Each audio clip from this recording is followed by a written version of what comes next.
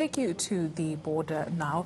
Bay Bridge, to be specific, between South Africa and Zimbabwe. Over the past few days, we've witnessed some chaotic scenes. We find out what the situation is there now. We're joined by my colleague Spamandla Goke, who's keeping an eye on developments. So what is the situation looking like at this hour, Spa? Well, it's very quiet at this hour in terms of people movement. There are no thousands of people who are waiting to cross to South Africa like we saw earlier on in the week. It's been a week of chaos. It's been a chaotic week where we saw thousands of people waiting to cross to South Africa from the Zimbabwean side in what has become a finger-pointing exercise and basically a blame game between the South African and Zimbabwean governments. You know, both sides blaming each other. Zimbabwean authorities were saying that the chaos is not on their side of the border. South African authorities were adamant that it's also not on their side of the border. But what has been concerning is that out of all those thousands of people who had gathered at Bay Bridge border to cross or to attempt to cross to South Africa, health authorities in Limpopo and in South Africa generally raised concerns that gathering had a potential of becoming a super spreader event in terms of COVID-19 cases. Earlier on in the week, 50 cases were confirmed here, but yesterday health authorities in Limpopo told us that 104 people tested positive here. They say that is as a result of that congestion. Let's listen to the MEC for Health in Limpopo, Dr. Poppy Ramathuba, explaining. We are really concerned. We will not lie to you, because people were giving us impression that in other countries it's zero positivity rate, or it's very low, you can't even count, which is not true, because just those people who were at the border, we've been able to test. And remember, we're not testing everybody. We are testing if you come with results that have lapsed 72 hours, we retest you. If you come with fake results, we'll take you back. Some we retest, or if you are arguing, and we take you back. But here, then out of those that we have tested, we managed to have 104. And that tells you that 104 was in the midst of the whole grouping, the whole congestion that was there. In terms of public health, that's a huge scare, because no social distance, it's impossible. No, they were not even wearing the mask. They were sleeping at night in the same place together in that congestion. It's a public health scare. In terms of the people that have managed to cross over into South Africa, will there be tracking and tracing done? The health MEC there in Limpopo, Poppy Ramathuba, saying that people should self-isolate when they get into South Africa. But of course, there's no way of monitoring that. Indeed, I guess they are relying on people just to adhere to that. That's the call that they've made following a sharp increase in terms of those COVID-19 positive cases here at Bay Bridge border post. Let me tell you that inside the border post that you see behind me, which my colleague Joel Matlala will show you now, it's just trucks queuing and waiting to go in.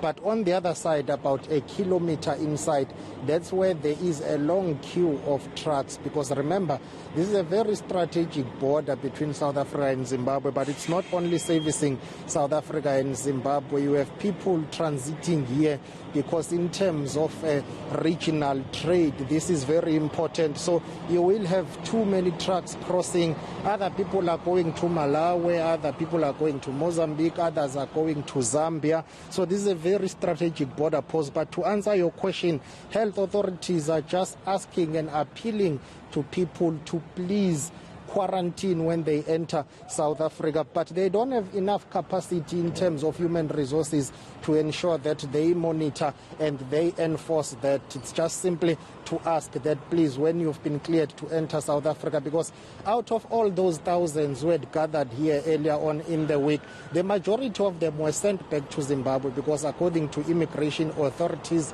SAPS, SANDF, as well as health workers that are busy screening and testing people here, the majority of them didn't have the proper documentation. Others produced what authorities have called fake COVID-19 test certificates. So they were sent back to Zimbabwe. Only a few were basically successfully processed and cleared to enter South Africa. Then our viewers would recall that many people raised concerns that that gathering or those thousands had a potential of creating what is called a humanitarian and health crisis. Well, Health MEC in Limpopo, Dr. Phophi Ramathuba, just says these 104 cases are just a start. More is yet to come. Listen to it. 104 is just a start. The numbers can increase. Remember, the 104 some of them spend the past 48 hours with a huge number of people.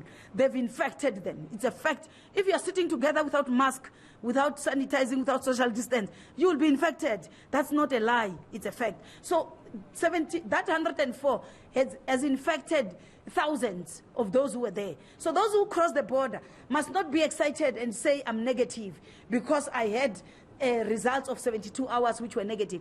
You were negative before you entered that particular area. Right now we might test you and the results be negative. It's a false negative because of the incubation period. Hence I'm saying, let's just be safe and self-quarantine. Let's use the Wuhan formula. The Wuhan formula says people who were tested before they leave China, they were negative.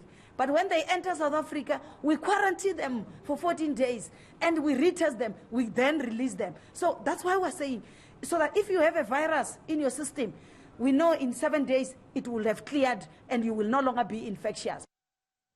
Spa, the movement of people between Zimbabwe and South Africa is nothing new, especially at this time of the year. Could authorities have dealt with this better, number one?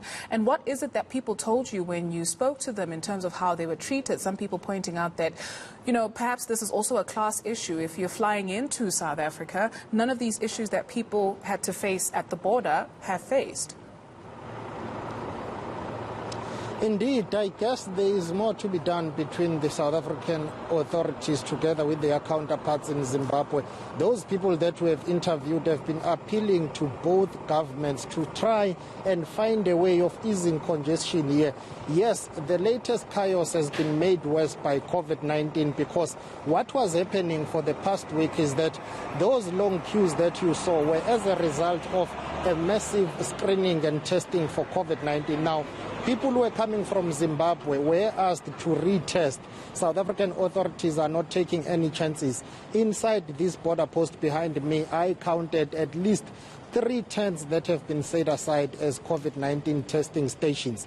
That's where the queue was. That's where the long queues started forming. But there are other people who decided to abandon their vehicles from the Zimbabwean side and walk all the way to the South African side because there is a long queue of cars from the Zimbabwean side. Of course, authorities in Zimbabwe will dispute that, but those people who have interviewed who have been coming from that side have been telling us that there seems to be a congestion that side. So many people decided to disembark from their buses and cars and taxis and trucks and just walk all the way to the border post here so that they can be processed and cleared, because what made this situation worse was the fact that those people who had spent more than 4 days on the queue, they had their COVID-19 test certificates expiring. Now they needed to be retested. But people have been complaining about the treatment here, saying something has to give, something needs to happen to change the situation. Remember, this is not just something that is new. It's been happening for years.